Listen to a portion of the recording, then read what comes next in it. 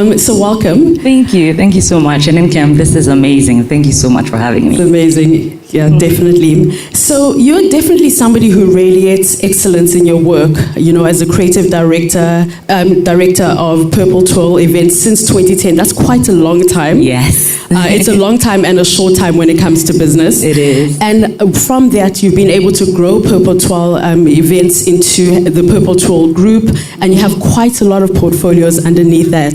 Can you talk to us a little bit about that growth for you as the visionary behind that? Again, thank you for having me, ladies. You all look amazing. I'm very nervous and excited at the same time. But yes, I started Purple Twirl in 2010, and it's not one of those, when I grow up, I want to be a wedding planner, I want to be an entrepreneur. It's something that I fell into. I actually was on the path of being a doctor, so I'm a very science student, I'm a geek. So starting Purple Twirl for me was it's a passion that I found after helping two friends of mine plan their wedding right after university. And when I started, it was literally just me going solo and just doing everything by myself. I was very intentional. At the time as well, in 2010, it wasn't very common to see a wedding planner or anyone doing the wedding planning on its own. It was mostly decorators, event design, that type of thing. So wedding planning was almost like a new concept back in 2010. And doing it alone from the very start, I was very intentional about building it as a proper business and not like a hobby, So when I started very early on, my very first hire, I worked with an HR person, for example, to do that hire. Very early on when I started Purple Twirl, I signed up and I did my website. I introduced the email culture. So I did a lot of things as a startup business with the intention of growing, and I did not do it as a small business. I did it like I was already big, So you're sending the email or you're sending an invoice to a client, and I created a finance email with my website domain, and it's like, the finance person says A, B, C, D, E, F, G, So already from the very beginning, you're working with the intention of growing where you want to be. So that was the beginning of Purple Twirl, really. And just picking up on working with the intention of from the very beginning to where you want to be. You've mentioned that, you never actually planned to go be a wedding planner or go into entrepreneurship. But from your first wedding, take us to that and how you made sure that there was excellence, even when you were the only person basically on the team. How were you making sure that excellence was sprinkled all throughout that event? So I think naturally as a person, I feel like if you're going to do anything, you do it well. So whatever I put my mind to doing, I was going to use a word that I can't use. You have to do it with intention and do it very well. My very first event, believe it or not, it was at a bar in Westlands. It was literally a drinking spot, and this couple found me on Facebook at that time. Instagram wasn't a thing, and he was Nigerian. The groom was Nigerian, the bride was Ghanaian, and they reached out to me, and they were my official first paying clients, And again, this was not a thing, especially in Ghana, but you could tell that in Nigeria, the wedding planning concept had already started. So he knew what he wanted, and he aligned with what I was going to do, and I did their wedding for them. And although I did it by myself, I worked with another decorator, and we tried as much as possible to kind of work together and meet their expectations. So that one led to me kind of going onto social media again, Facebook. I would go on Google, pull up a few photos, put it together, do little collages, and just start posting it, and started getting the word out. And then that got me my second client, which we will now, at that time, obviously, I didn't brand it as my ideal client because I was still learning the ropes of entrepreneurship. But the posting and just putting myself out there on Facebook led me to my ideal client, which was the next client, and it was just a ripple effect from there. Yeah. And now with weddings and all the events, because under the Purple Twirl group, you have a series of portfolios. So there's Cornerstone, which is for it's a bespoke corporate events. Corporate events. You've got milestones by Purple Twirl, which I really want us to go into because that's literally the business that you've expanded globally. And you've got the Purple Twirly, I think the Twirly box, which is the concierge.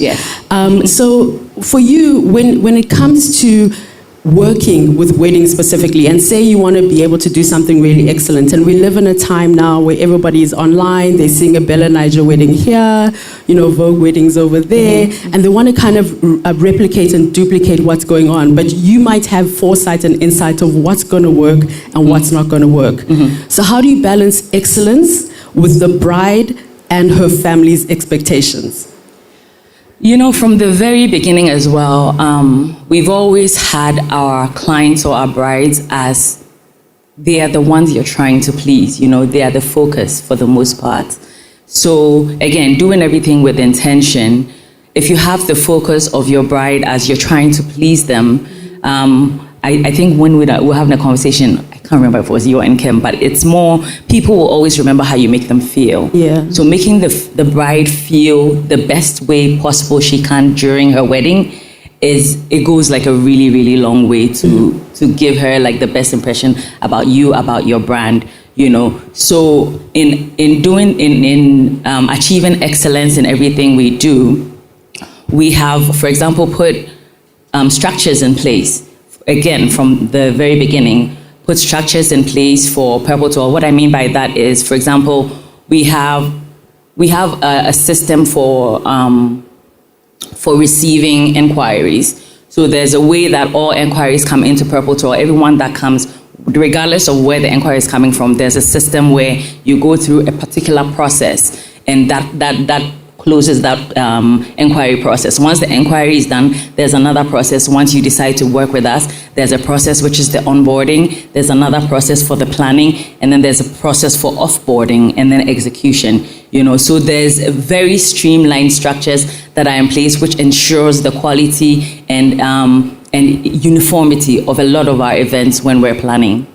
And how far in advance are you booking wedding clients, and and also what's the deadline as to when you absolutely won't book? So specifically for wedding clients, the maximum time we would take a wedding client is 1 year. So we plan up to 1 year in advance, but we have actually taken clients up to 2 weeks in advance. With regards to that, when it comes to, because as a wedding planner, you obviously have to work with a lot of different suppliers. Now, you seem like the kind of person, even being in her office, she had 15 projects going on at the same time, a whiteboard, and I was kind of looking at it, I'm like, wow. There were like lines everywhere, but she knew exactly what was happening. Now, you're bringing on like additional suppliers, I would imagine. How do you manage a situation, or how do you, let me rephrase it in this way, how do you ensure that the suppliers that you're working with, especially if you're in a new territory, are going to bring about the same level of excellence, especially when they don't speak the same language as you, because that's something that you're now doing with Milestones by Purple Twirl, and I believe your first event was in Portugal. I don't know if you speak Portuguese. Yes. So, no, I did not speak any Portuguese. So how did you keep grasp of all of that? So I would say that one major thing is you can't go global if you don't have a strong local foundation, So working in Ghana and working with the vendors, there's some really amazing vendors in Ghana. It's just having the eye and the eye for detail, and just being able to have a good relationship with the vendors. Now, outside of having a good relationship with the vendors, it's a lot of communication that is needed to be able to get them to work to the standard that you want them to have. Now, unfortunately, the culture in Ghana a lot of people don't ask a lot of questions, so you have to give them a lot of information. You don't assume that this is their job, they know what to do. You always give as much information as possible to be able, so like no small detail is missed out. Do you get it? So if you hire a photographer, for example, you don't assume, okay, I've hired the photographer, I've paid him, that's it. No, you go further and tell them what exactly you want. You have to give them a list of specific photographs to take. You do that. Every single detail, like you let them come on site, you have production meetings with them. make sure that every T is crossed and every I is dotted.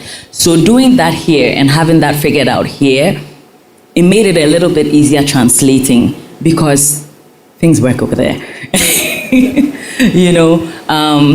Timing is timing over there. And one thing with Purple 12 as well is with timing, you can work with the same vendors, with other planners, and they might not work the same way with the way we work, because we will give you the time, and 10 a.m. is 10 a.m. I will not give you 8 a.m. when I mean 10 a.m.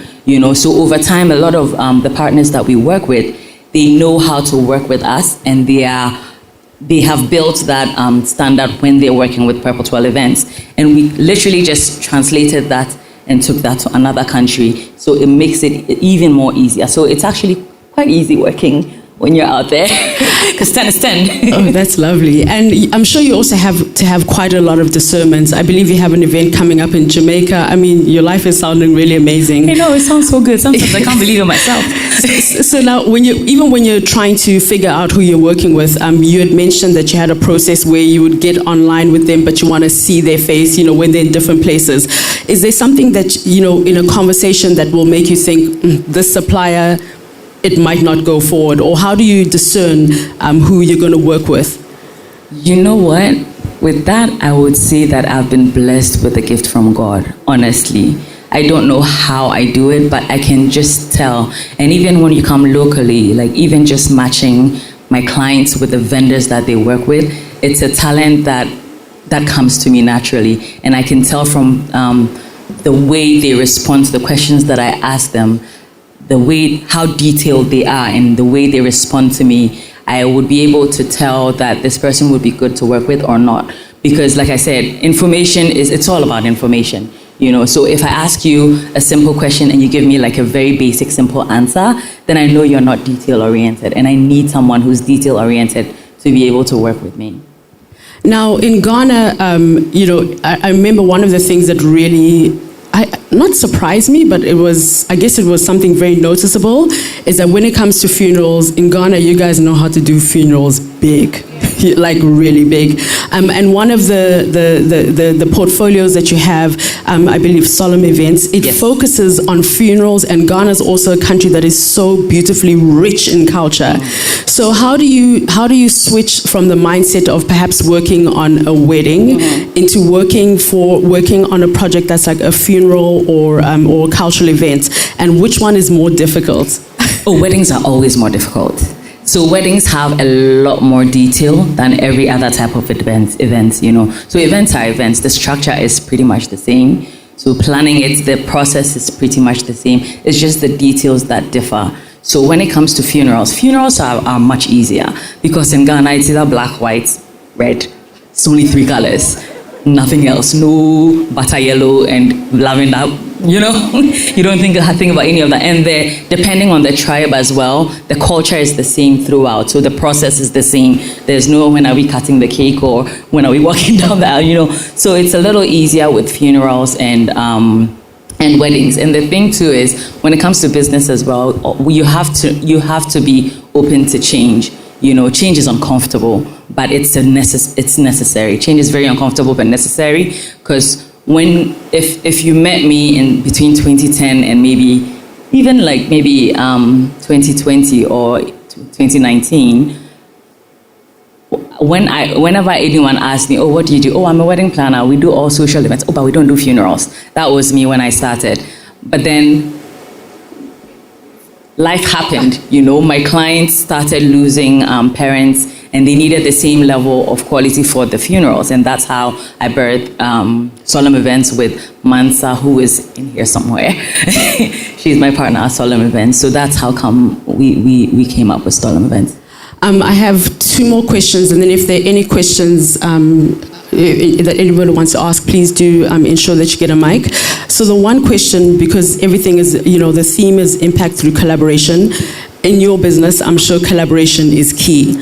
What are some of the lessons that you've learned with collaboration within your line of business? I would say the biggest one would be respect, mutual respect for everybody and what they do, because we're working with various people with different levels of education, different backgrounds, different. Even the language they speak is different. Everybody's work is important, from the carpenter right down to the MC, So being able to have like good dialogue to let them do what you want them to do, being able to not convince but encourage them to bring out the best that they can. So that would be the greatest thing.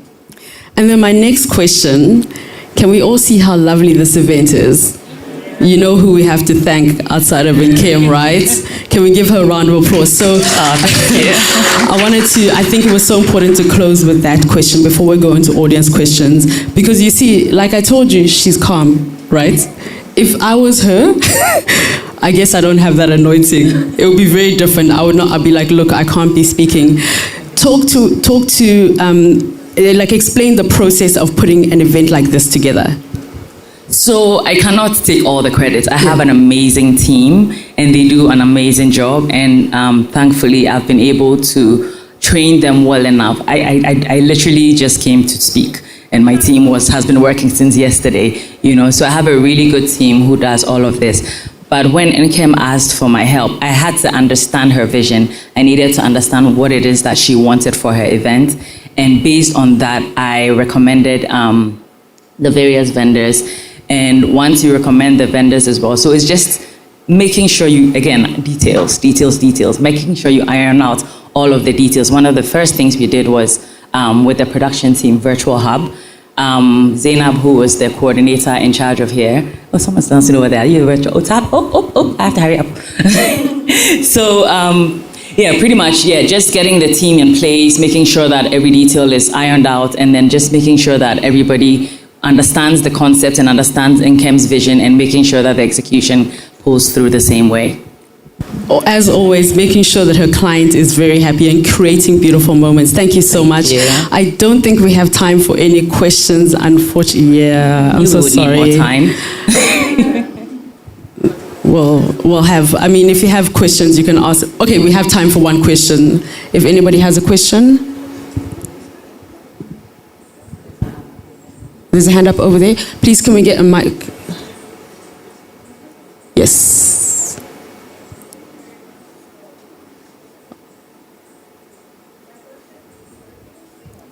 Oh, we can't hear you, so sorry. Thank you. Thank you very much. I was asking, at the beginning stages of your entrepreneurial career journey, you mentioned that you outsourced most of the services that you needed, and you were treating your business as global instead of small business, sort of. So I wanted to know, for an entrepreneur that is starting, how do you get to afford those services that you are outsourcing at that stage where you are? And when you were in the 5th year of your business, since you mentioned that you've been doing it for 15 years, in the 5th year, which stage were you, more or less? Okay, so maybe there was a bit of a misunderstanding, but in the beginning, I was everything. I was accountant, I was social media, I did everything. It was just when I was hiring my very first, which was about the 5th year, my very first hire, that I brought in an HR consultant. And even then, it wasn't a full-time, it was per project basis. So in the 5th year, I was in the growth phase, and around that time is also I hired a finance person. Again, I'm not hiring them full-time, I'm bringing them as and when needed, So the progression between year 0 and year 15 has been that, where the first 5 years I was doing everything. So what I said about the finance email, it was me sending the email. It wasn't someone else. It was me signing as the finance person, sending that email out until I got a finance person. But even then, they would still send it with the same email that I had created. And then over the years, maybe in the last 5 years, is when I have brought on board a strategic partner, which is Mansa. And then I had a luxury brand management consultant come in as well to help us with Milestones by Purple Twirl. I have a business coach as well. And then I still have the finance, and I still have the HR. So over the years, like when you start, you're doing it alone, but then it also lets you recognize the help you will need as you grow. And as you grow, you definitely cannot do this alone. And also, one thing that I would say to everybody, like, look around you today in this group that you are. you're in this room that we're in today, everyone here has a similar mindset as you. It's very important to surround yourself with people that believe in you and people that have a positive mindset just like yourself. And I feel like if you don't have that, I have amazing women around me who support me and sometimes believe in me more than I do in myself. And I feel like as an entrepreneur, everybody needs that. And if you don't have that, I feel like you should look around the room today and talk to someone, network with someone, and make that connection today. Thank you very much, Abokuma. And just to close off, you know, if you have an event, whether it's unfortunately a funeral or a wedding or a corporate event, and Purple Twirl was not involved, did it really happen? Thank you so much. Period. Thank you. Oh, she was amazing, wasn't she?